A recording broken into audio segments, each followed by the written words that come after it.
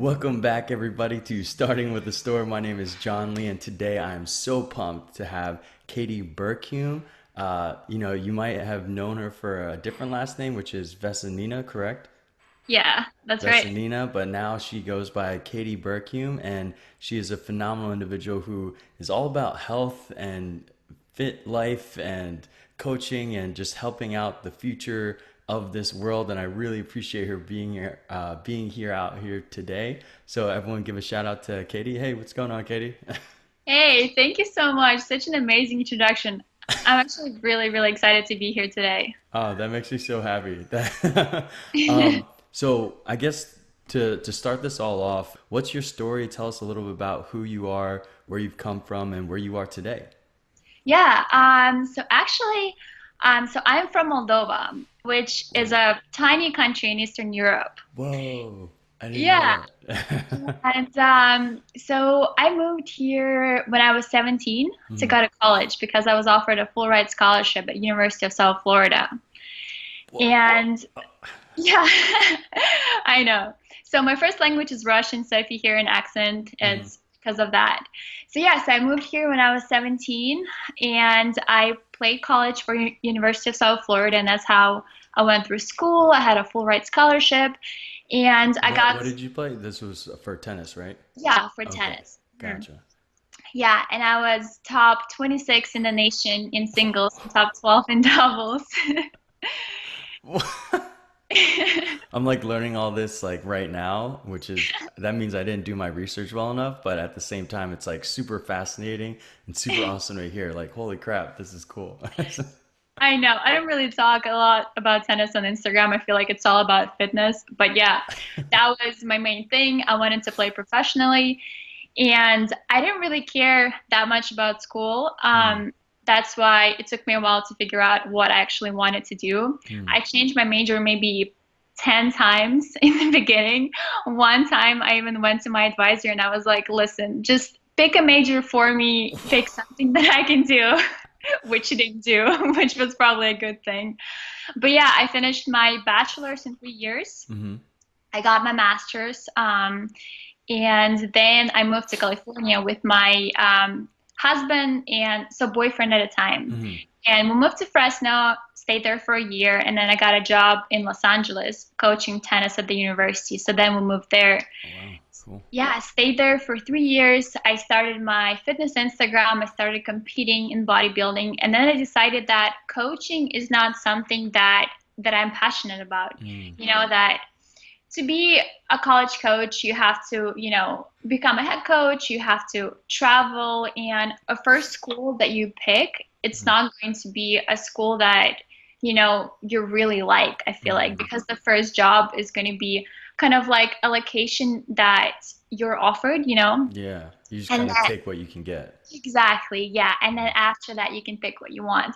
So I decided that wasn't something that I wanted to do. So my Mm. husband and I we moved to Florida about 4 months ago. Whoa, I live in Florida. You too. Where Yeah, do you live? I live in Melbourne, Florida. It's like the middle east coast of Oh Florida. yeah, that's so cool. We moved to St. Pete. Oh, okay. I have a bunch of friends that like go there all the time. Oh, That's maybe I'll crazy. visit. Yeah, you should. You should. So yeah, we moved here to St. Pete, and I kind of took some time to figure out what I wanted to do. And I finally did. So in the fall, I'll be going back to school, getting another master's in exercise science, and then I'll be going for my PhD because I would love to be a professor and teach and do research, and because sport is my passion Mhm. and and what I want to do. So Yeah. yeah. Wow. Well, first off, thank you so much for sharing all that. And Yeah, of two, course. like I love the flow of your journey because it kind of seems like it came around full circle. You were, starting off doing your own thing with sports and not really caring for much about school. And then after all these different journeys and different experiences, you kind of came back and now you're like, oh, school, that's like my favorite thing. Yeah, exactly. Let me be a professor. Yeah, that's cool. So when was like the shift that kind of started the change from going from sports and health and fitness to, you know what, I want to pursue something else and I want to do education and really help give back to up and coming young fitness people. Yeah.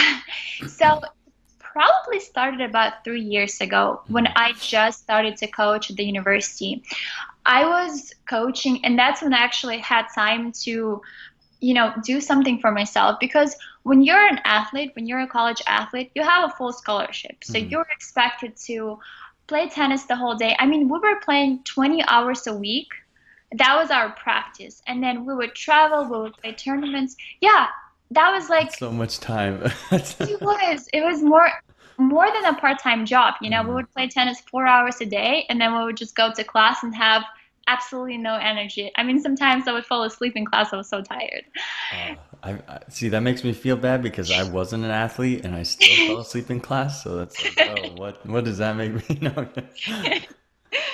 But yeah, so when you're doing that, you don't really have time to figure out what you want to do unless, Mm, you had a degree in mind or you have a passion and you know what it is. And my mm, passion was tennis. I wanted to play tennis. mm. And then I injured my back my last year, so that kind of, Oh. yeah, that kind of, fell out of place. So anyway, when I started coaching, that's when I had time to start figuring stuff out. So I Mm, got my certificate as a nutritionist, I got mm. my personal training certification. I competed in a bodybuilding show, and I was like, wow, this is so cool. I was really enjoying learning all of that stuff. Yeah.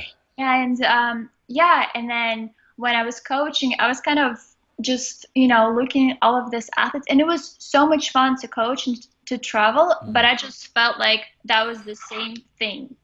So if you're a mm. coach, you kind of do the same thing year Over and and over. year, Yeah. Mm, yeah, over and over and over again.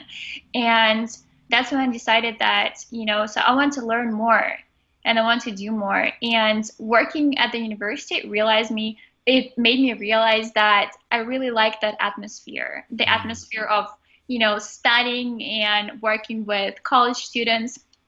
So that's when I was like, you know what, let me combine this whole thing and let me go back and get my PhD. And for that, I will have to get my master's, my second Mm. master's. So Sure. kind of Sure. go a little bit back. Yeah. So it's gonna take me probably about five more years Mm, mm. till I'm done. Well, so how does that make you feel? Like you have like a brief timeline of like what's going to happen and where you want to go. Is that intimidating? Is that It's so exciting? scary. It's so scary. Honestly, when my husband and I were thinking about moving to Florida, Hmm. I was so terrified. I was like, okay, you know what? Let's stay here for 1 more year. So that was after 2 years Mm. that we spent in Los Angeles. And I was like, let's stay here for 3 more years because to get a job as a head coach, Yeah. you have to have 3 years of experience as an Hmm. assistant coach. And I was like, let me have that in case I want to go back because I was terrified. Yeah. Yeah. Going into something that you don't know what's going to happen. So anyway, we stayed there for another year. I got my experience, Hmm. and then we moved. And the whole thing about getting a second master's was also really scary because I already have a master's in environmental science. Mm. And I was like, maybe I can just go back and get my PhD right away in Hmm. environmental science without getting a second master's. Right. Right. And I almost persuaded myself to do that. But then I was like, okay, you know what? You gotta follow your passion. You gotta Mm. do something that's not comfortable and not scary. Mm. So, Mm. yeah. I really respect that perspective, and I really, I'm glad that you made that choice because Yeah, me you too. could have taken like a somewhat easy route, which isn't an It's easy easier, route at yeah. all. I mean, easier, but like, come on, it's not easy. Yeah, I know. But I really like your mindset and your thought process on how you've come to where you want to be. A lot of what you just talked about goes hand in hand with this season four's theme, which is all about fear. So I guess my next question is, what in your life, in your journey, has been a really fearful moment, and how did you really tackle that? And have you overcome it, or are you still working through it? Yeah, well, so we can start with the whole thing when I moved to the US. Mm. Oh yeah, So, there has to be so much fear there. Oh my goodness. yeah. So my dad is American, Hmm. but we didn't live together with him. So my first language was Russian. But he gave me and my brother American citizenship. Oh So wow. That's That's another amazing. story. Yeah. But anyway, so when I was probably 12, Hmm. that's when I started learning English. Just because I was traveling to, Europe, to Australia, to New Zealand to play tournaments, and I had to speak English. You Um, were like, you were killing the tennis game at that age, at 12. You're like traveling the world and playing yeah, tennis. yeah, I was doing pretty good. That's that's why I was offered a lot of tennis scholarships at the US. Makes a lot of sense. Wow. Yeah, so I played Fed Cup for my country, Hmm. which is you have, top three players from the country, and you go to a certain location. So one time we went to Mauritius. It's Hmm. an island in the Indian Ocean, and we played a tournament there. So Hmm. you are one of the top players, and you represent the country, and you play. And whether you win or lose, the country wins or loses. So I played that three times from my country, which was really exciting. Hmm. I bet. But so anyway, back to learning English. I had a teacher with whom I was studying, and I thought my English was pretty good. Hmm. And then I had to take SAT and TOEFL. And I took SAT, and I was just terrified because I went there and I'm looking at these questions, and I had no idea what the answers meant. You know where they have the questions where you have to pick the word, the synonym, Yeah, yeah, yeah. all look the same to me. I would literally guess. Hmm. So yeah, the first SAT was horrible. I had to Mm. take it three times. Goodness. Then third time I did pretty good. I don't really remember what I got, Hmm. but it was enough to get into the school. Nice. And same thing with the TOEFL.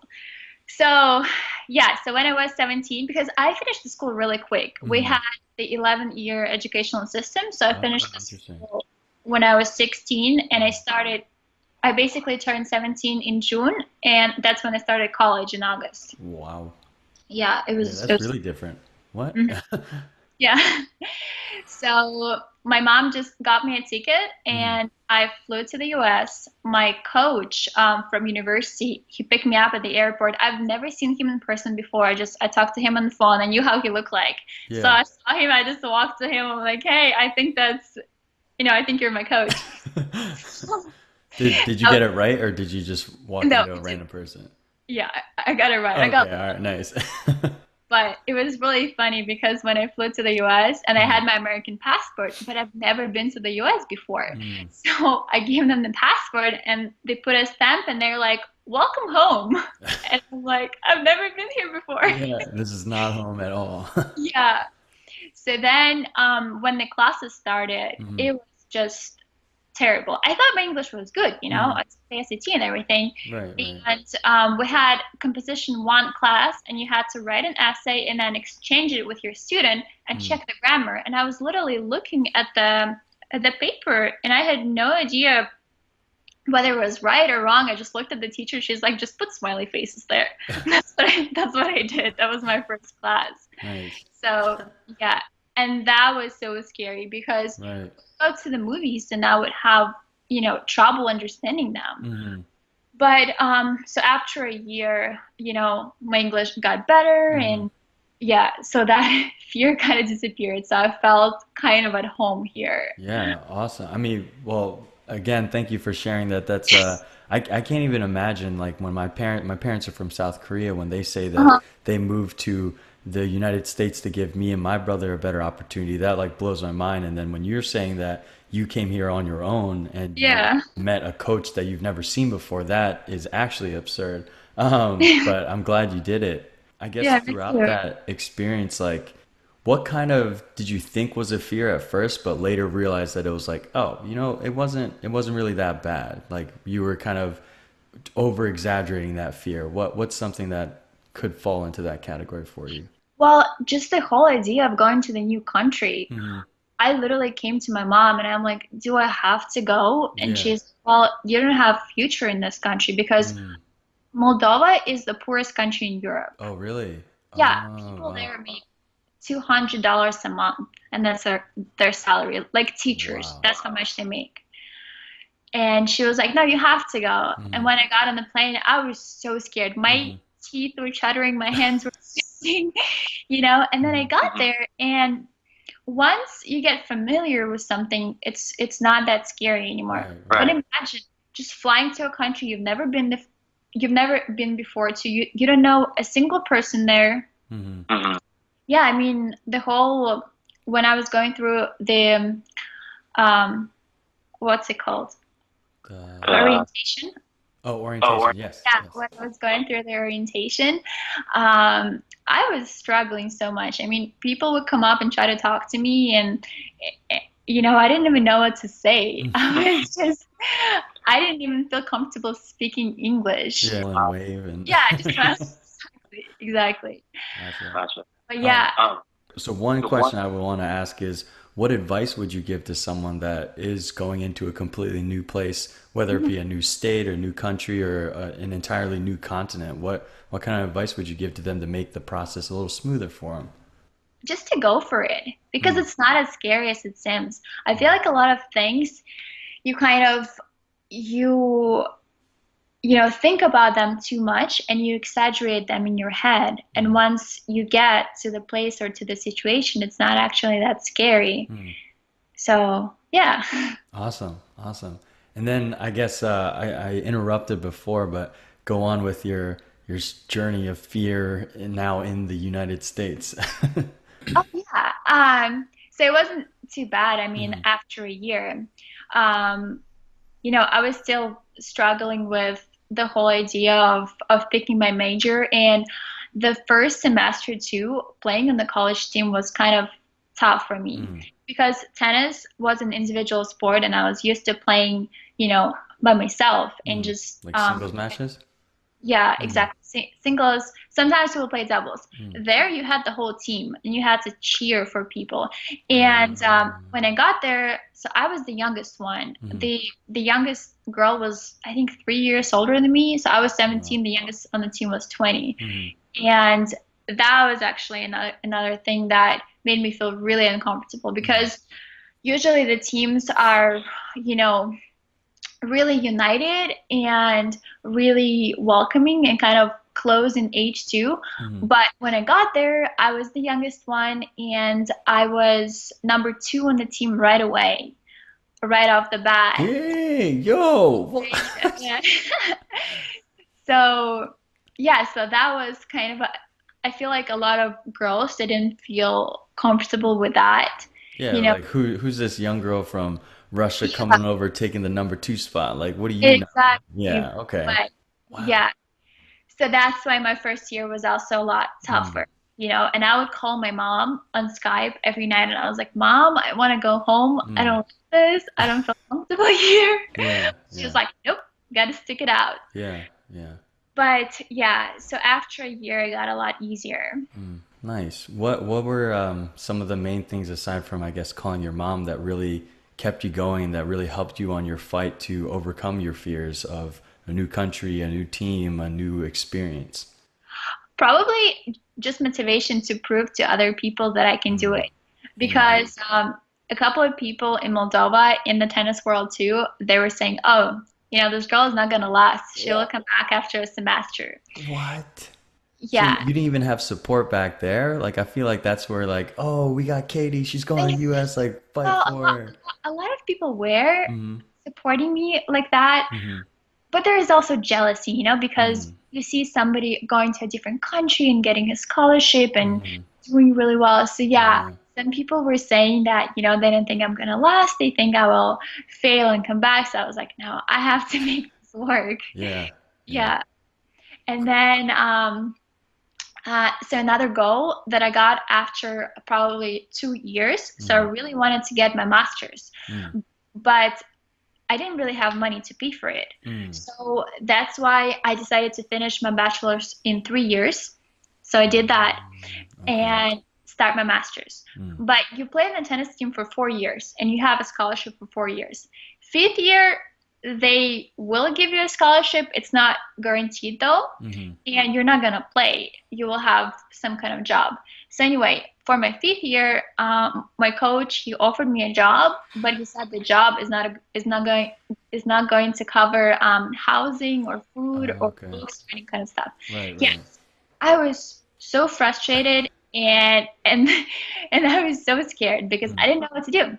And I didn't really want to take loans because I mm-hmm. already lasted 3 years or 4 years without loans. Mm-hmm. So I went to talk to a couple of professors, and so all of them told me, they don't have any positions or anything. So I walked out, I got into the elevator, and I was so frustrated. And there was this guy, he walked into the elevator too. He was an older guy, he was dressed in a suit, and he looks at me and he was like, "Hey, so how are you doing?" And I had no idea who it was. And I Mm-hmm. was like, "You know what? My day is going absolutely horrible."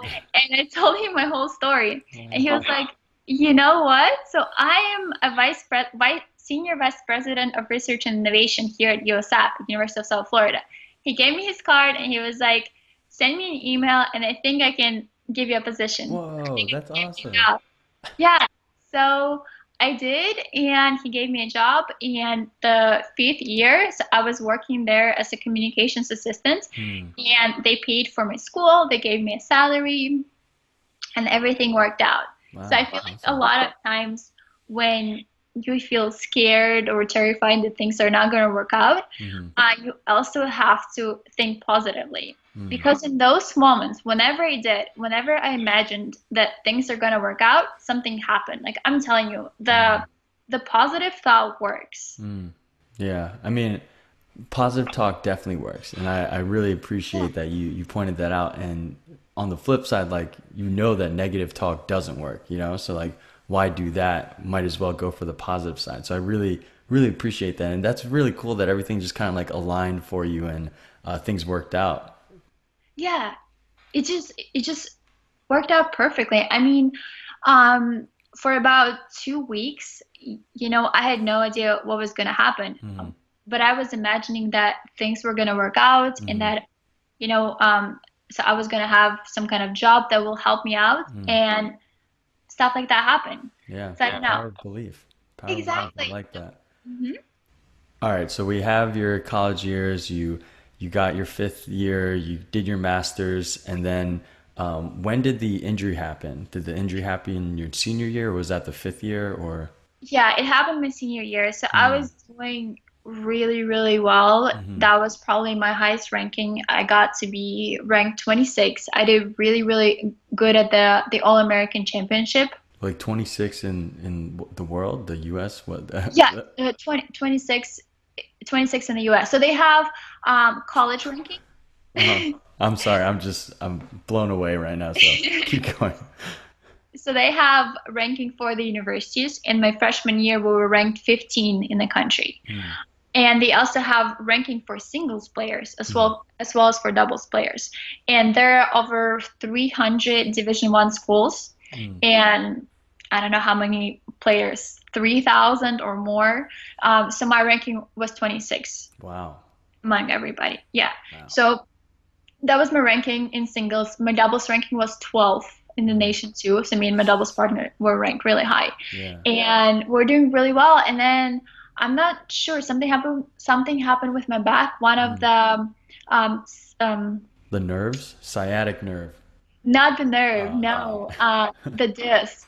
Oh, One the of the disc. discs, Okay. it like popped out a little bit. Mm, And yeah, they wanted to do surgery, but it was my senior year, so I didn't want to do it. So I just right. played through it, but it was so much pain. Mm, So they would give me a ton of ibuprofens. They would put the patches on my back to mm, kind of last me through matches. right. Yeah, Right. so that was my last year. So when I was done, I was so happy. I put my racket down. I haven't touched it for probably a year after Wow. that. Yeah, and that's when I started missing it, and I decided to start coaching again. Mm, Sorry, not coaching, to start coaching. I to haven't start. coached before that. Yeah. Gotcha. Okay. Yeah. So actually, a lot of my friends, they were into sports, and a lot Mhm. of times injuries are so common, and injuries kind of like change Yeah. everything, and you thought you had this path, but one injury later, and it's all over, and you got to find a different path. So, what was your process in bouncing back from that and kind of losing that option, I guess, just because, it was your senior year and you didn't want to do the surgery and everything? Yeah.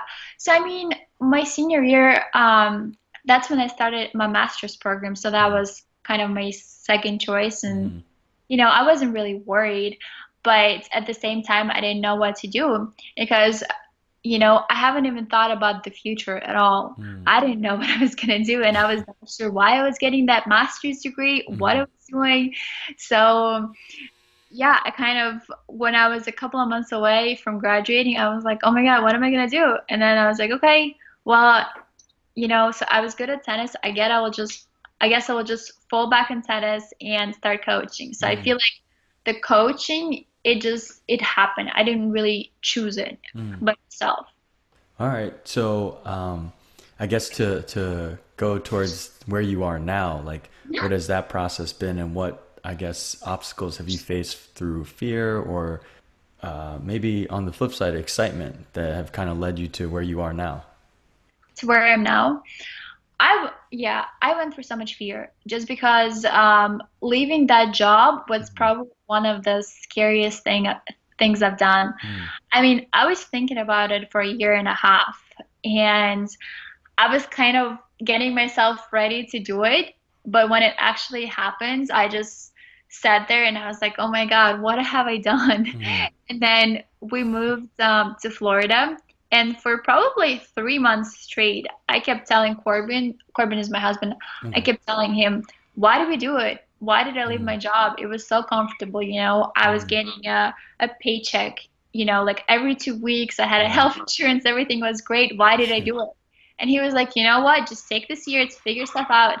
If you can't, you can always go back to Mm, coaching. Yeah. And it was terrifying. I mean, people around me, they were like, okay, you know what? Like, don't worry about it. This year is going to be the year where you figure stuff out. So, yeah. So it took me a lot of courage to do it, mm. honestly. Yeah, 100%. I mean, nowadays people are always saying like there are all these stories of people that are super successful that drop everything and leave their job and, go back to school or try something new or a new business or something. What advice would you give to people that are kind of on the fence about it and they were kind of in your spot where they didn't know if they wanted to leave this stable job where everything was so comfortable, Yeah. but They should do it just because, just because, well, first of all, they have to think about it mm, because that's what I did, and I was sure that coaching wasn't something that I wanted to do it. mm, And second of all, just go for it. Just because you have one life and staying in a job that you don't like mm, or that you don't see yourself in the future is not worth it, you know? mm, And once you start the school or once you start something else, you're gonna find the opportunities to keep yourself going, mm, For example, this master's program, I went to talk to the director, and for the PhD, once you start a PhD, you have a salary mm. and you have kind of like you have a job, they Yeah, pay you're for your, stable. yeah, with masters, it's not the same. Hmm. So for 2 years, you're basically unstable. So I went and I talked to this director of the program, and he told me that he's gonna give me a position of a graduate assistant. Oh, wow. So Yeah, nice. basically, I'll be teaching 3 classes. Hmm. But see, for things like that, you have to go for it, and then you have to talk to people and you have to look for help. Because Yeah. if you look for help, then nobody will know that you need it. Mm. Wow, Yeah. I really like that one just because, sometimes we get too nervous or we get lost in our own thoughts and we're like, oh, it's not going to work out. And we don't Mhm. even do the simplest thing, which is just to ask and be like, hey, this Yeah. is this is where I'm at and I need some help here. Like, is it possible? And just asking is like the biggest step that a lot of people just never take. You're so right. And I feel like a lot of people are too scared to ask. Mm, They're either too scared or they feel so proud or they're not comfortable with that. And I mm, feel like going up going up to people and just asking for help is one of the biggest thing. It's mm, something that helped me a lot. The way I found the scholarship and the way I went, so I found the scholarship is USF. mm, I just went online, I looked for emails of coaches, I found the emails of coaches, mm. and I sent them a bunch of emails. I sent, I don't know, probably I sent emails to like 20 schools, Wow. Yeah. and I got a lot of responses, and I got a lot of scholarship offers. Nice. But before that, coaches that were writing to me were not from the schools that I was interested in. Mm, So I was like, okay, let me do it myself. So I feel like I did a lot of that in my life, and it really helped me. mm. Awesome. Awesome. Yeah. Well, I wish this interview lasted a little bit longer, but we're coming to the end of it, so we're gonna wrap things up. But before I ask you the final three questions, I just wanted to say thank you for sharing your story, your journey, and especially the harder parts of your journey, the ones that you struggle with coming to America and coaching and teaching and taking a leap of faith and going and trying something new and now turning it into something where you want to give back to people. And you are currently right now with sharing your workouts and your healthy Yeah. eating and all that. So I really appreciate people like you who do so much to give to others, even when they're themselves are struggling here and there. And I really appreciate all the words you had to say. So thank you. Yeah, of course. Thank you so much. For sure. So are you ready for the final three questions? Yes, I'm ready. All right. So the first question is, what's been the favorite chapter of your life thus far? The favorite chapter. Um, Probably getting married.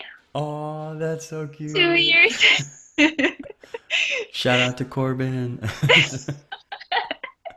Yeah, getting married 2 years ago and Mm, then moving to Florida mm, that's because now we awesome. have a place on the water and it's so Oh, exciting. nice, nice. Wow, that's so cute. Second question is, if you had to put a name to the next chapter in your life, what would you name it? Um, Oof, let me think about it. Yeah, take your time, take your time. Probably, so I would say excitement, Mm, just because I'm so excited about, the things I'm gonna learn in the program mm. and the things I'll be able to share with people on my Instagram. Amen, amen. And the third and final question of today is if you had to put a title to the entire book of your entire life up until this moment, what would you title that book? Probably overcoming my fear. I like it. I like it. I like it a lot. So, yeah, Katie, thank you so much. Where can people find you and what you do and learn more about who you are? Yeah, so I have an Instagram account. It's Katie Bercume Fit, and you can find me there. I post a lot of workouts, nutrition tips, just a lot of healthy lifestyle stuff, and soon I'll be posting a lot of research from the master's program too. Awesome, awesome. Well, you heard it here first, everyone. Maybe second time if you found her some other way. But yeah, find her on Instagram. She posts great content and it's super helpful. And I'll try some of those recipes that you posted. So I'll You be should. good. They're really tasty. All right, thank you. Well, again, thank you so much for sharing your time with the starting with the story community and the whole podcast thing. And I really do appreciate your time. And maybe one day I'll come visit in Florida. We're probably not that far away. You should. Yeah, I think we're like 3 hours away. Oh, that's easy. We could do that like this weekend. Let's do it. Awesome. Well, thank you again so much, and have a great day or night, whatever you're feeling. And then good luck with the future with your school and everything. Thank you so much. Stay safe. Stay you. Bye.